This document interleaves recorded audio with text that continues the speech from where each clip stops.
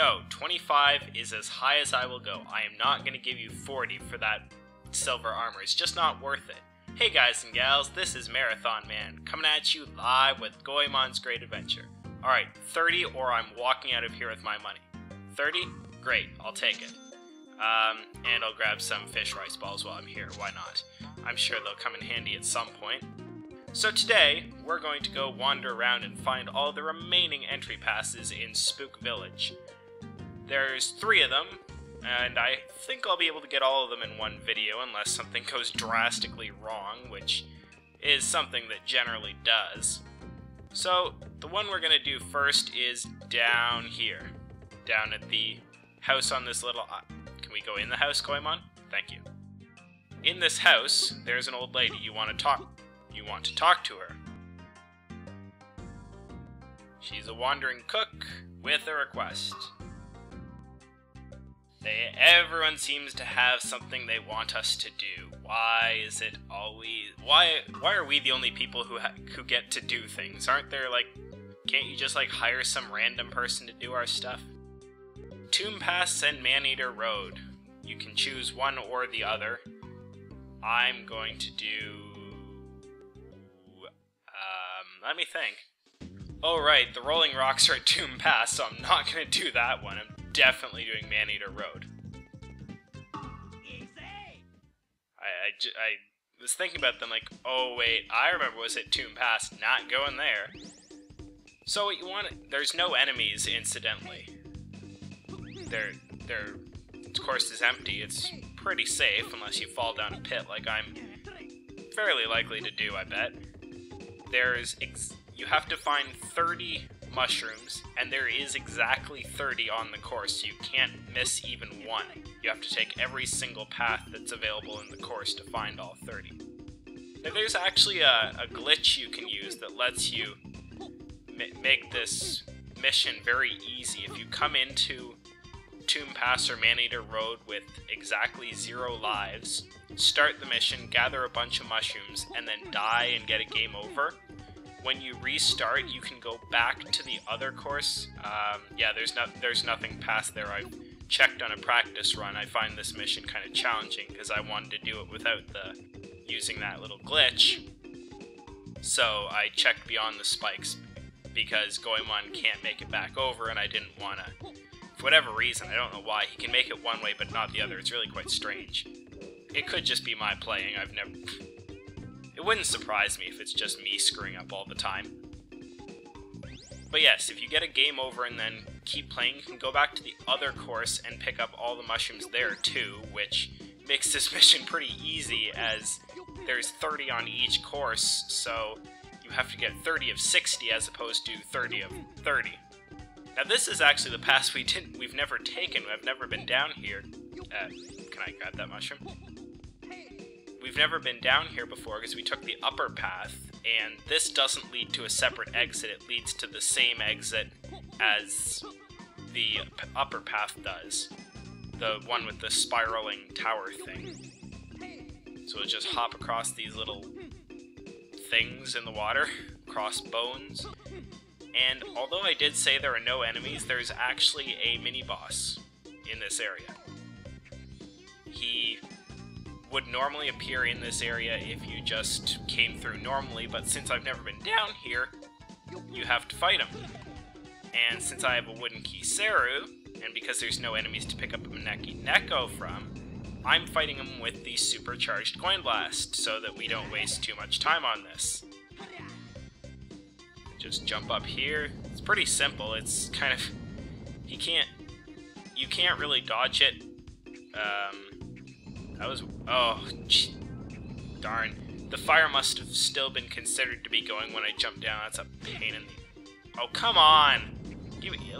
At least let me hit you. I'm on a time limit here, both for the mission and for the video. Pain in the arse. As far as I can tell with the Coin Blast, you can only hit him once. Makes this battle a real pain in the arse, because you have to wait for him to breathe fire. But we've taken him out, so now you can just jump across his head. We've beaten him back into the lava, I guess? Looks like lava.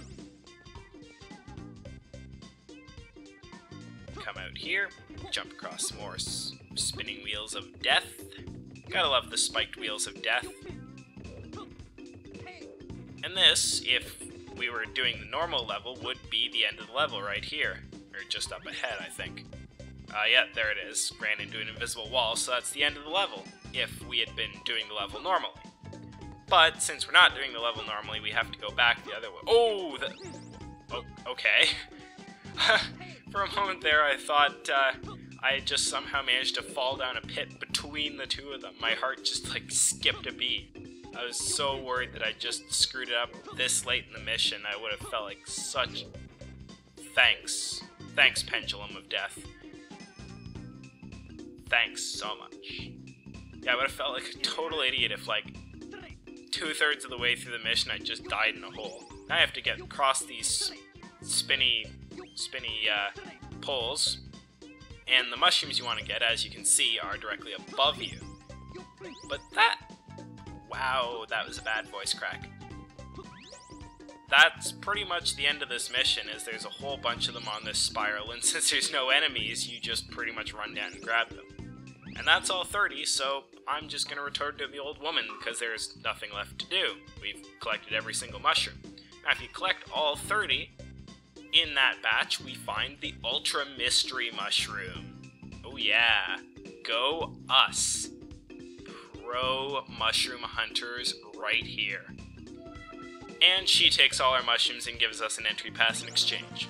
Fair trade, I think. We use entry passes far more than we ever use mushrooms, and she just ate them. Okay. I thought she was going to cook them, not just eat them. So the next place we want to go is into this big house all the way on the right. Can't remember if there's anything over... Ooh, hello, you. Got no Momori. Got an extra life. Hooray for me. Haha. Teaching it to do tricks, yeah. Don't call me... Okay, pet. Well, I don't usually do favors for pets, but... A video? Do tell. Do tell what you are talking about. We will return your video for you. I don't know why I suddenly put on an accent there. That was kind of bizarrely random.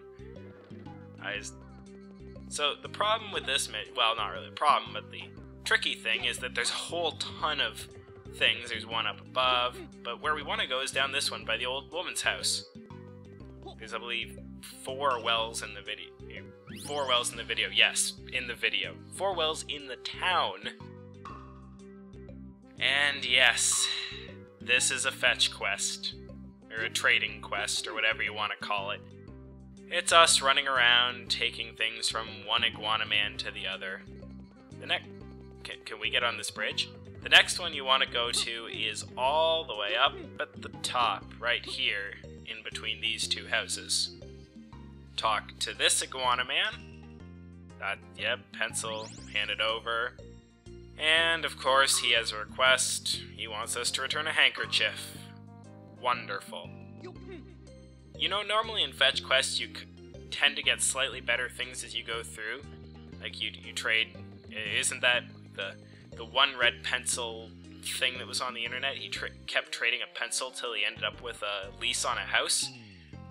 Like, we traded from a video down to a pencil, down to an unwashed handkerchief. That's obviously the wrong way of trading there, Goemon. I mean, a comic book, I suppose, is a step up from an unwashed handkerchief. Not that much could be a step down from an unwashed handkerchief. And I suppose if it's in good condition, it'd be worth quite a bit. So, the last one is by the big house. That's his comic book. But this guy isn't just someone who got it borrowed from him. It was stolen from him, and since he values his comic books so much, as I was saying, comic books can be quite valuable to certain people, he gives us an entry pass for us. For us? Well, I suppose the entry pass is for us, and it's for it as well. But that's the end of the fetch quest. Quick little quest if you know which Iguana Mans to go to. It can be, I suppose, fairly lengthy if you kept guessing wrong, like if you're just guessing which ones to go to, and kept guessing wrong. And for the last mission of the town, you have to be Sasuke. So, I'm going to be Sasuke now.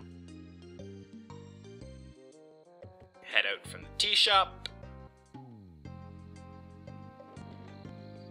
Run, run, run. Run up the hill. And I have no idea what house it is. I think it's this one. In one of the houses up here, there's the mission. Oh, yeah, there it is. Yeah, I actually had no idea which house it was, so I figured if I got it wrong, I'd just run around until I did. And there's a big fireworks festival nearing. What's the occasion? And there's plenty of Japanese holidays, so I suppose there'd be plenty of occasions to have fireworks. Not like over here, we only have, well, there's a couple big ones every year, but that's about it. Up here in the Great White North, we generally have it for Canada Day. I know for it's July 4th down in the States. Those are the two big fireworks days in North America as far as I'm aware.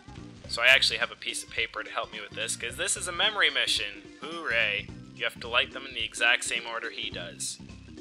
They go from 4 to 5 to 6 to 7 to 8. So, I mean, I should be able to get this. It's just a little square here. But when we get up to 7 or 8, I'm going to be relying on my piece of paper to make sure I actually get it right. So if my voice kind of goes in and out, that's just because I'm turning to look at my piece of paper every time, and I face at a different angle to the microphone. Incidentally, if you do get one wrong, and, well, I guess you'll see it if I do it wrong, but I hope not to, obviously, because that would be very time-consuming to have, and yeah, you have to do the whole mission again if you screw up, which is a pain in the arse. But if you do it wrong, what happens is the firework goes up, and comes right back down and blows the town up, which is lovely. I mean, I suppose you're dealing with explosives. Firework accidents are pretty dangerous. I mean, well, speaking of 4th of Julys, there was the San Diego 4th of July just this past 4th of July, where instead of having this big long, I think it was supposed to be like a 20-minute long fireworks show, they accidentally set off every single firework at once, which created quite the explosion. Like, I've heard that the explosion was so bright that it looked like it was daytime for a while, because it was just all of, like, 20 minutes worth of fireworks going off simultaneously, so it was quite the spectacle for 10 seconds, and then it was over. Alright, this is a pretty easy pattern. It's just a zigzag from top right, bottom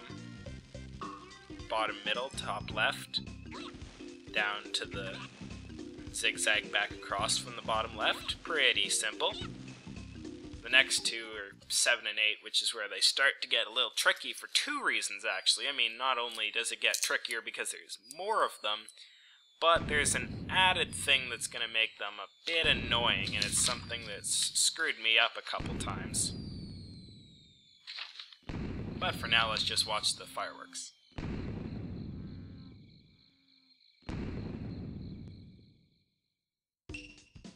Alright, and we're back. Onto the semi-final one, the penultimate fireworks.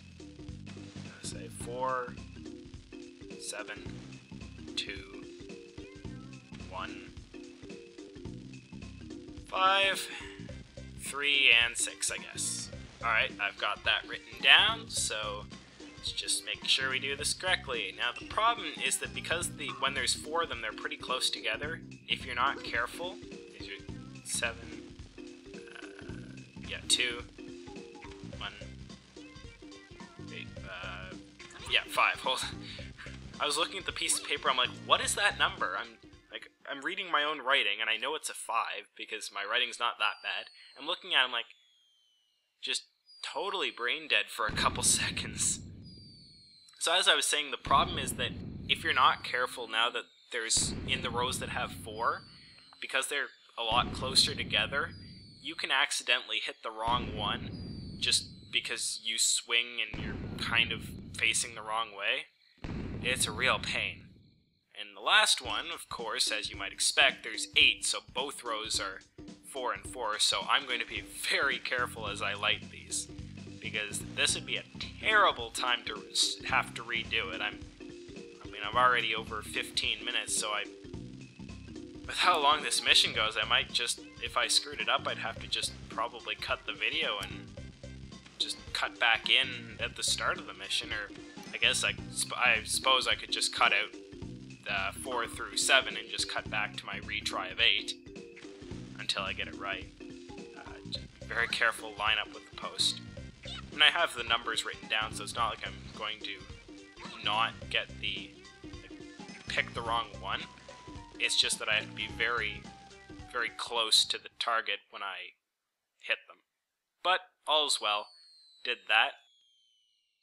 And actually, if you look carefully, when the screen gets lit up briefly by the fireworks, you can see that that's actually Spook Village right there. There's Plasma's house all the way on, it's the upper level of Spook Village. There's Plasma's house on the left, the 2 houses I've never been in the middle, and the firework boss's house all the way on the right there. So it's kind of neat that it's pretty accurate. And when you win the mission, you get a big fireworks display of a whole bunch of fireworks going off. Like that, which is very nice. And we just wait a moment. Perfect, we did pick it up in a hurry, and it's not just because I've played this game a whole bunch of times before. Special Fireworks Certificate, also known as an entry pass. And it's interesting, this is the only time you see an entry pass being handed to you. Well, I'm going to call it here, because this is 17 minutes. This has been Marathon Man. Thanks for watching. See you next time, and until then, keep on playing.